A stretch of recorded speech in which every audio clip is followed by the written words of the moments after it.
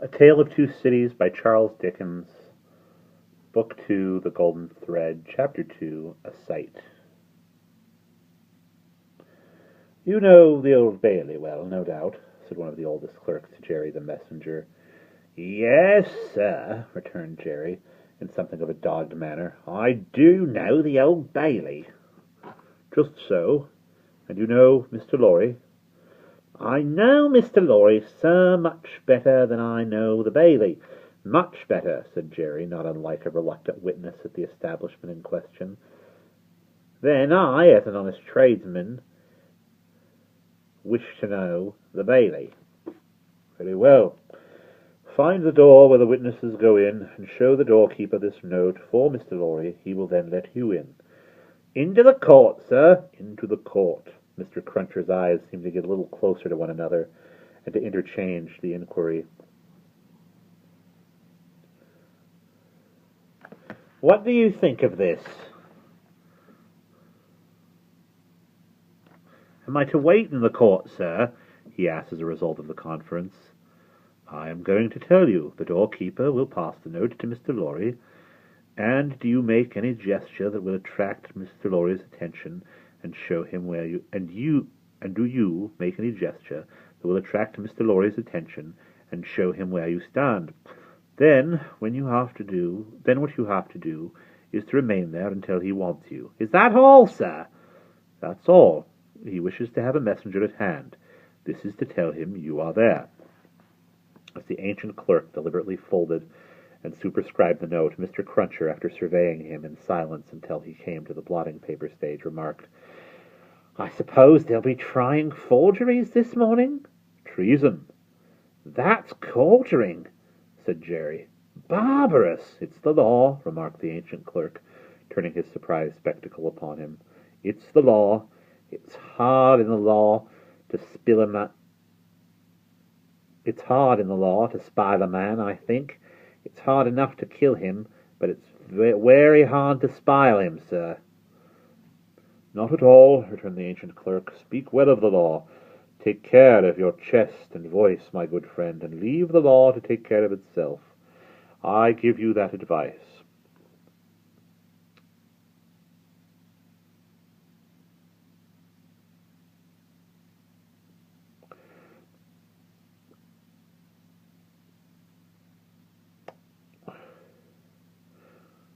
"It's the damp, sir, what settles on my chest and voice," said Jerry.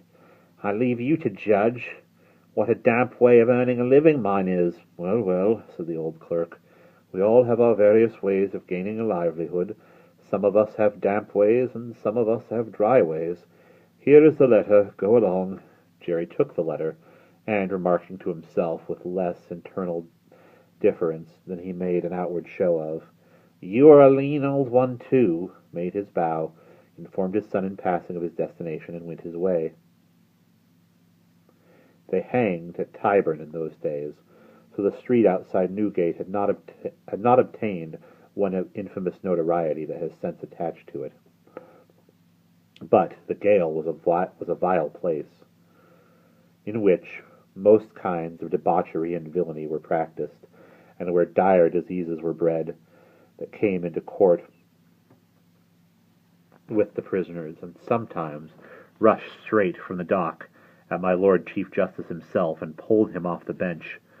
It had more than once happened that the judge in the black cap pronounced his own doom as certainly as the prisoners, and even died before him.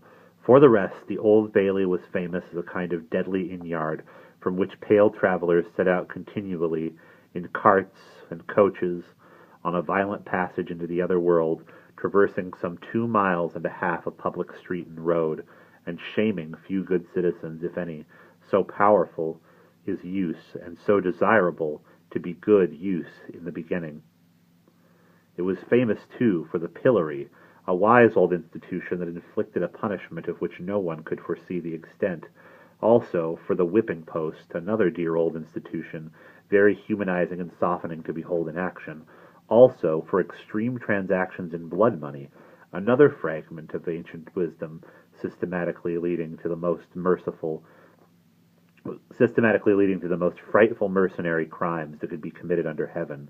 Altogether, the Old Bailey at that date was a choice illustration of the precept that whatever is right, an aphorism that would be as final as it is lazy, did it not include the troublesome consequence that nothing that ever was wrong.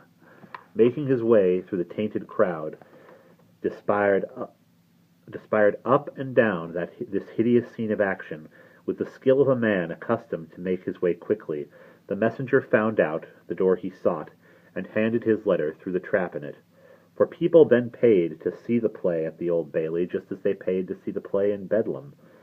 Only the former entertainment was much the dearer. Therefore all the Old Bailey doors were well guarded, except, indeed, the social doors by which the criminals got there, and they were always left wide open. After some delay and demur, the door grudgingly turned on its hinges a very little way and allowed Mr. Jerry Cruncher to squeeze himself into court. "What's on?" he asked in a whisper of the man he found himself next to. "Nothing yet." "What's coming on?" "The treason case." "The quartering one, eh?" "Ah," returned the man with a relish. "He'll be drawn on a hurdle to be half hanged, and then he'll be taken down and sliced before his own face, and then his inside will be taken out and burnt while he looks on, and then his head will be chopped off, and he'll be cut into quarters. That's the sentence." "If he's found guilty, you mean to say," Jerry added by way of a proviso. "Oh, they'll find him guilty," said the other. "Don't you be afraid of that."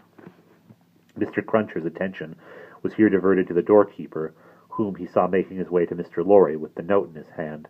Mr. Lorry sat at a table among the gentlemen in wigs, not far from a wigged gentleman, the prisoner's counsel, who had a great bundle of papers before him, and nearly opposite another wigged gentleman, with his hands in his pockets, whose whole attention, when Mr. Cruncher looked at him, then or afterwards, seemed to be concentrated on the ceiling of the court. After some gruff coughing and rubbing of his chin, signing with his hand, Jerry attracted the notice of Mr. Lorry, who had stood up to look for him, and who quietly nodded and sat down again. "What's he got to do with the case?" asked the man he had spoken with. "Blest if I know," said Jerry. "What have you got to do with it, then, if a person may inquire?" "Blest if I know that either," said Jerry. The entrance of the judge, and a consequent great stir of settling down in the court, stopped the dialogue. Presently the dock became the central point of interest. Two gaolers who had been standing there went out, and the prisoner was brought in and put to the bar. Everybody present, except the one wigged gentleman who looked at the ceiling, stared at him. All the human breath in the place rolled at him like a sea or a wind or a fire. Eager faces strained round pillars and corners to get a sight of him. Spectators in back rows stood up, not to miss a hair of him.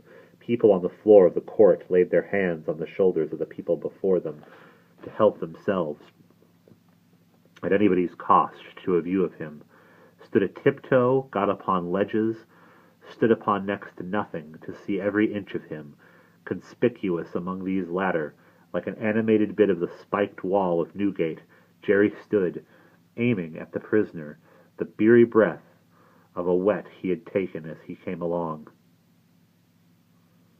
and discharging it to mingle with the waves of other beer and gin and tea and coffee and what not that followed him, and already broke upon the great windows behind him in an impure mist and rain. The object of all this staring and blaring was a young man of about 25, well-grown and well-looking, with a sunburnt cheek and a dark eye. His condition was that of a young gentleman. He was plainly dressed in black, or very dark grey, and his hair, which was long and dark, was gathered in a ribbon at the back of his neck, more to be out of his way than for ornament. As an emotion of the mind will express itself through any covering of the body, so the paleness which his situation engendered came through the brown upon his cheek, showing the soul to be stronger than the sun. He was otherwise quite self-possessed, bowed to the judge, and stood quiet. The sort of interest with which this man was stared and breathed at was not a sort that elevated humanity. he had stood in the peril of a less horrible had he stood in peril of a less horrible sentence, had there been a chance of any one of his savage details being spared, by just so much would he have lost in his fascination. The form that was to be doomed to be so shamefully mangled was the sight, the immortal creature that was to be so butchered and torn asunder yielded the sensation.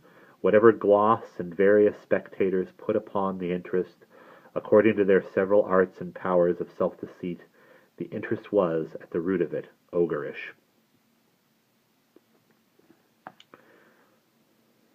Silence in the court!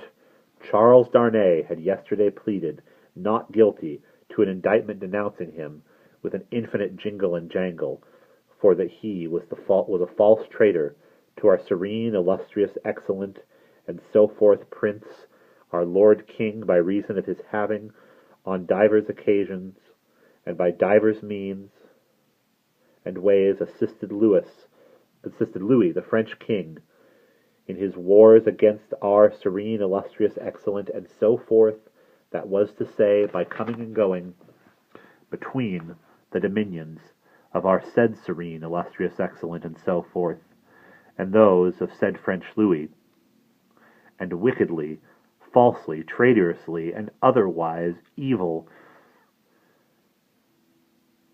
adverbiously revealing to the said French Louis, what forces our said serene, illustrious, excellent, and so forth had in preparation to send to Canada and North America. This much Jerry, with his head becoming more and more spiky as the law terms bristled in, made out with huge satisfaction, and so arrived circuitously at the understanding that the aforesaid, and over again aforesaid, Charles Darnay stood there before him upon his trial, and the jury were swearing in, and that Mr. Attorney General was making ready to speak. The accused, who was, and who knew he was, being mentally hanged, beheaded, and quartered by everybody there, neither flinched from the situation, nor assumed any theatrical air in it. He was quiet and attentive, watched the opening proceedings with a grave interest, and stood with his hands resting on the slab of wood before him, so composedly that they had not displaced a leaf of the herbs with which it was strewn. The court was all bestrewn with herbs, and sprinkled with vinegar, as a precaution against gale air and gale fever. Over the prisoner's head there was a mirror to throw the light down upon him. Crowds of the wicked and the wretched had been reflected in it, and had passed from its surface and this earth's together, haunted in a most ghastly manner. That abominable place would have been, if the glass could ever have rendered back its reflections, as the ocean is one day to give up its dead, some passing through of the infamy and disgrace for which it had been reserved, may have struck the prisoner's mind, but that as it may, a change in his position, making him